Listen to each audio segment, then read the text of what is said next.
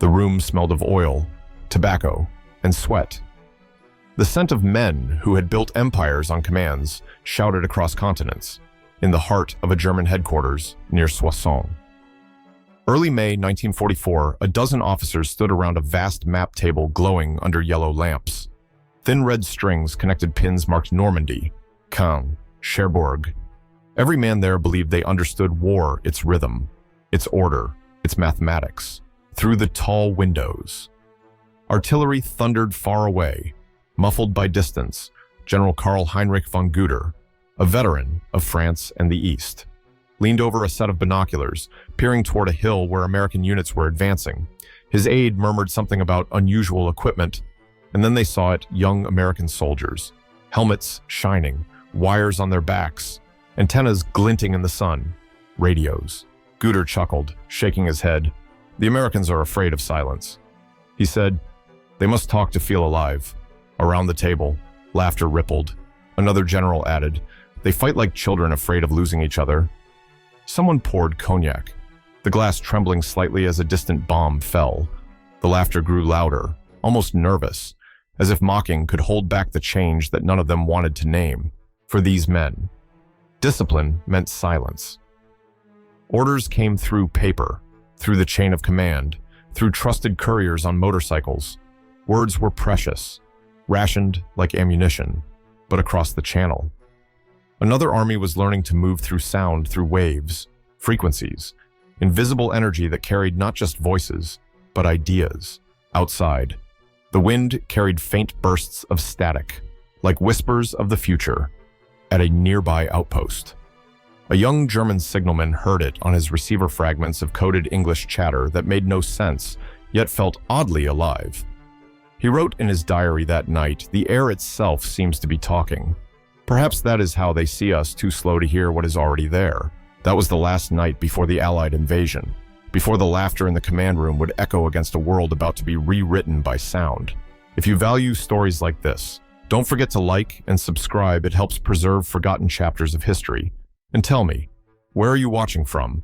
And what time is it right now in your world? The war pulsed with two heartbeats, one of steel, one of electricity, on the German side. Couriers sped through forests, mud spraying behind their motorcycles, leather satchels tied to their backs with handwritten orders inside, in the damp morning light. The roar of engines echoed against the hills of Normandy, carrying messages that would arrive minutes, sometimes hours, too late. Across the channel, the other army breathed differently, in the hands of an American private crouched behind a hedgerow. A small radio crackled. The voice that answered came from miles away, calm, clipped, steady, proceed, Eagle 2, flanking confirmed. A convoy of trucks lurched forward instantly, synchronized like a single body obeying one mind. It was more than technology, it was rhythm. One world beat with the heavy, predictable thud of boots and engines. The other shimmered with invisible energy, a heartbeat that traveled through the air. German officers, trained in the code of iron, called it noise, but it was the sound of a new kind of warfare, one born not from shouting men, but from an electric pulse connecting thousands. The contrast became cinematic. A German courier leaned into a curve, tires skidding on wet dirt, paper orders inside his jacket soaked by rain. At that same second, on the Allied side, a captain's finger pressed a button, all units advance. The entire column moved as one, wheels crunching gravel in unison, two worlds, two tempos, racing toward collision. By 1944, the United States Signal Corps had produced more than 150,000 portable radios, from the bulky SCR-300 to the compact walkie-talkie. They were clumsy, heavy, but instant. Orders that once crawled through lines of bureaucracy now leapt across airwaves in seconds. The Germans, with their chain of command rooted in paper and tradition, were fighting a 20th century war with 19th century lungs. At Camp Rastenburg, a colonel once wrote a report warning that speed has become a weapon. His memo was ignored. The high command still believed in precision, in hierarchy, in silence. But speed was no longer a byproduct, it was the battlefield itself. And somewhere near St. Lo, a young American signal operator scribbled a note for his pocket diary. "Sometimes I forget we're talking to ghosts. They can't even hear how fast the world's moving now."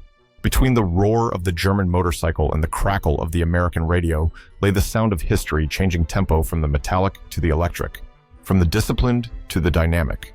The war was no longer just fought on land or sea, but in the invisible air between.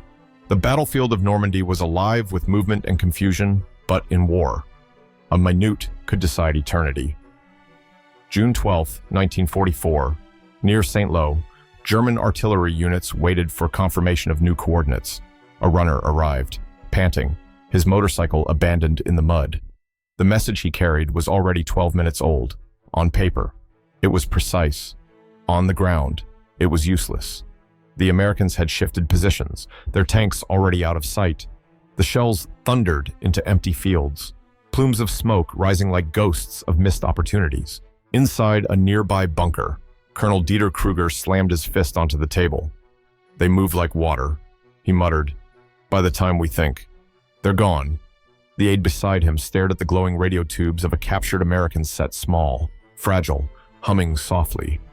"They fight with sound, sir," he whispered, "and we fight with silence." This was not metaphor, it was mathematics. On the Allied side, a message traveled by radio in 3 seconds. On the German side, through couriers and code relays, it took 15 minutes. That difference, 12 minutes, became the measure of defeat. A war of seconds had replaced the war of courage. General Erwin Rommel, reporting from France, had already sensed it weeks before D-Day in his June 3rd memo to Berlin.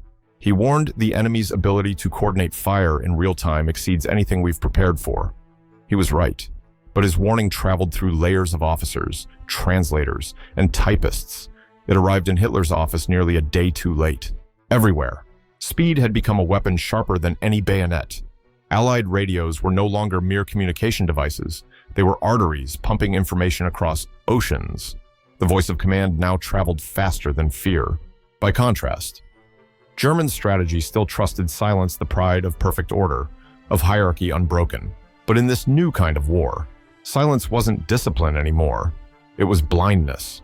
Private Friedrich Lenz, a young signalman trapped near Carentan, wrote in his notebook that night, "We keep waiting for orders that never come. The Americans don't wait, they talk. Their voices move faster than our legs." As rain fell softly over the bombed fields, the once mighty machinery of the Wehrmacht seemed to slow, as if time itself had turned against it. In the distance, the faint crackle of a radio spoke again, calm, efficient, alive, and for the first time, the German soldiers began to understand the side that could speak faster would survive longer.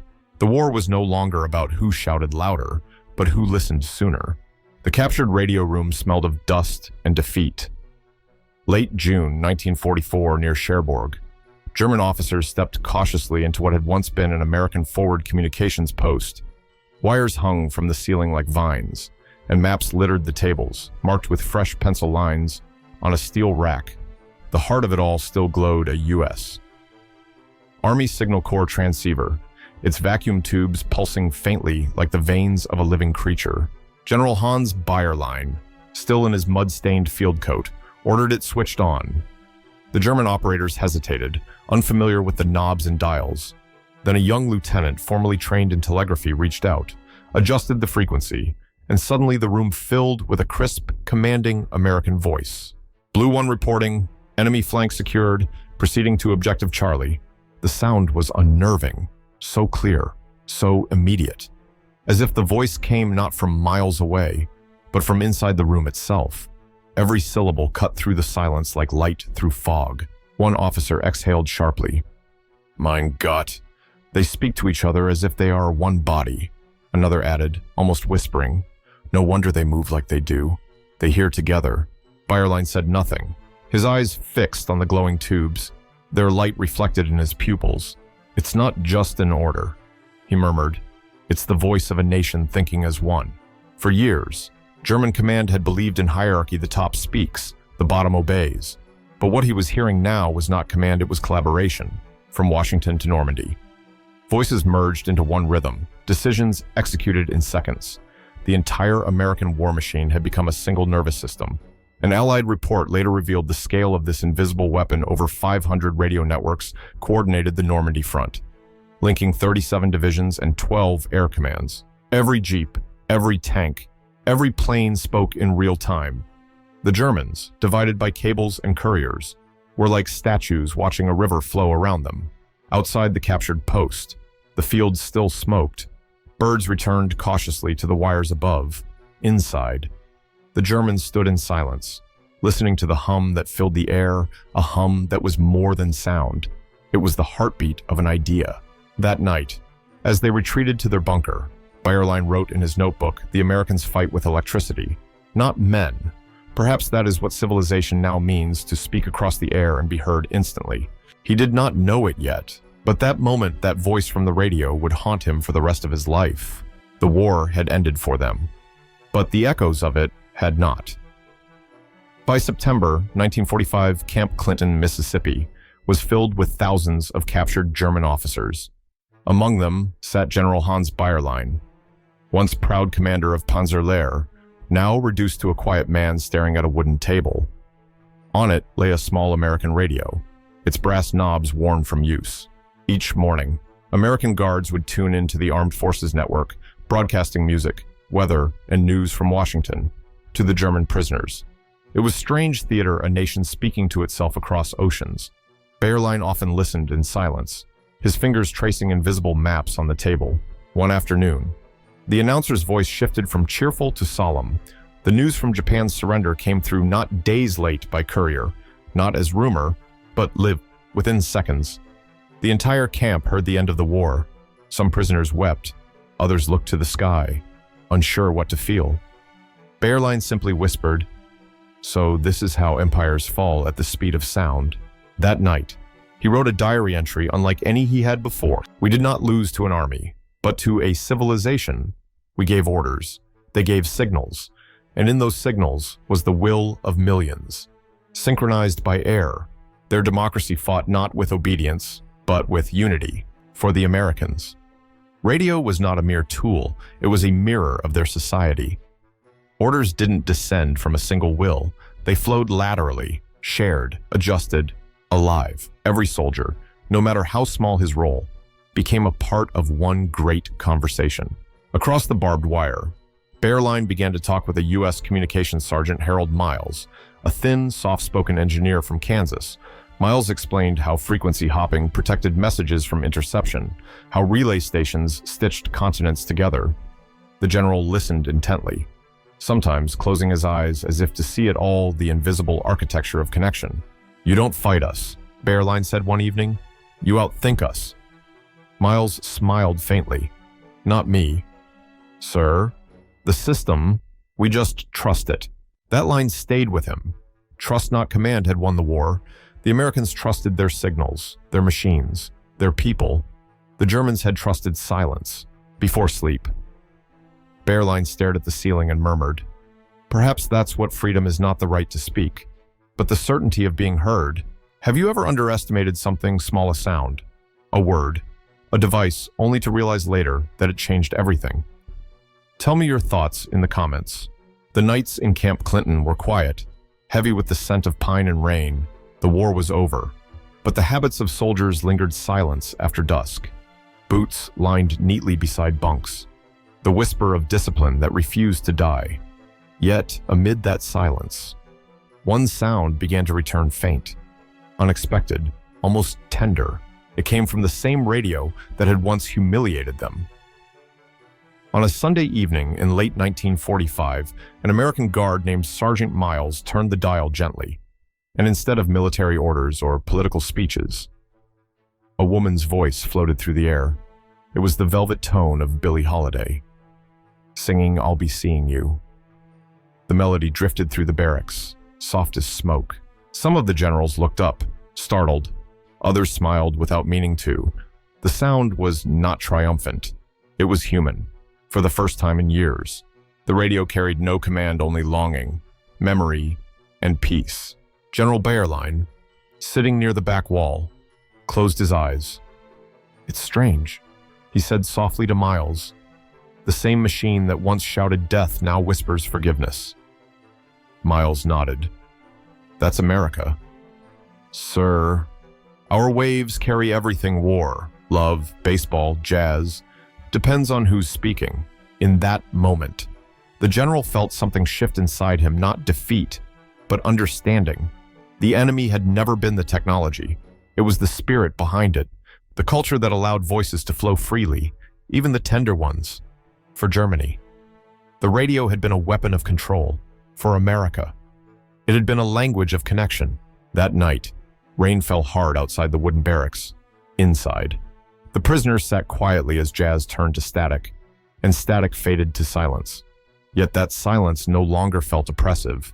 It was full of thought, regret, and a faint admiration for the people who could fill the air with music after years of chaos. One officer, formerly a radio technician for the Wehrmacht, wrote in his secret notebook, "The Americans broadcast not only power, but mercy. I never understood that waves could carry both." As the light dimmed, Bayerlein whispered to himself, perhaps that's why they won, because their sound was never only about command, but about life. Do you think empathy, not strength, is the true victory in every war? I'd love to hear your thoughts below. Years passed. The world rebuilt itself.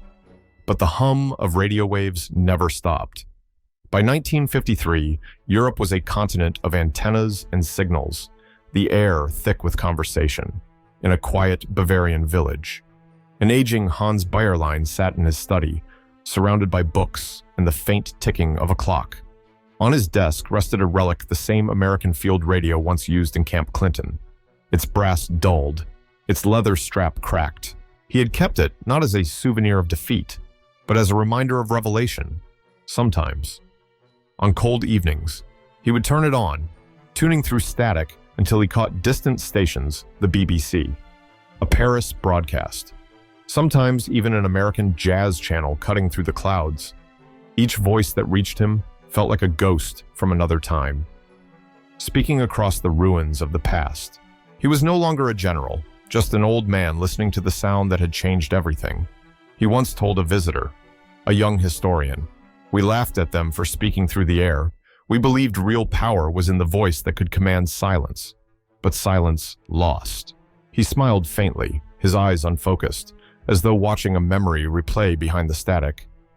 "We thought technology was cold, yet it carried warmth. We thought connection was weakness, yet it became their strength." Outside, children played near a post-war telephone pole strung with new lines, the next generation's inheritance of communication. Bayerlein watched them from the window, hearing their laughter mingle with the hum of distant signals. For a moment, he imagined that sound traveling endlessly across oceans, across nations, across time. That evening, he sat alone, listening again to the faint static and rhythm of the airwaves. The clock ticked softly beside him, each second an echo of the war that once measured minutes in blood. In his final entry, written just a year before his death, he wrote, "We lived in a world of shouting. They built one of listening, and I still remember the first time I heard victory without the sound of guns." The scene fades slowly. The camera lingers on the old radio resting on the table, its light flickering like the last ember of an age. The static blends into the soft beating of a heart, slower, fainter, then gone. Sound had outlived silence, and through that invisible triumph, a new world had begun. The story of those men, the proud generals who once mocked the invisible, is not simply about defeat. It is about awakening. When the laughter inside the command room faded, what remained was not shame but realization that the next war would not be fought in trenches or tanks, but in the air between people in communication, in connection, in understanding. The radio, that small humming box, became a mirror of civilization itself. It carried orders once, then news, then music, then memory. It carried the voice of command and, later, the voice of conscience. For some, it was the sound of victory. For others, the echo of humility.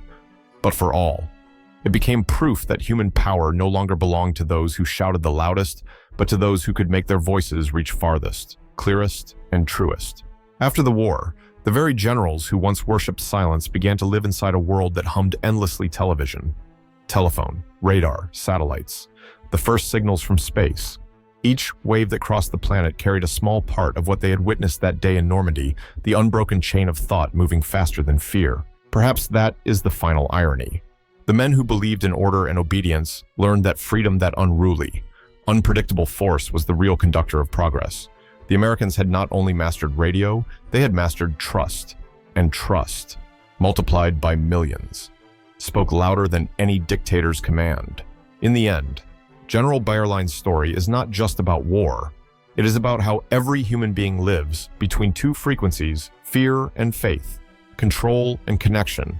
The one we choose to tune to decides the kind of world we build. Somewhere, perhaps, that old radio still hums faintly a soft whisper from another time, reminding us that the most powerful sound in history was never the explosion of a bomb, but the quiet transmission of a human voice saying, "We are here. We hear you."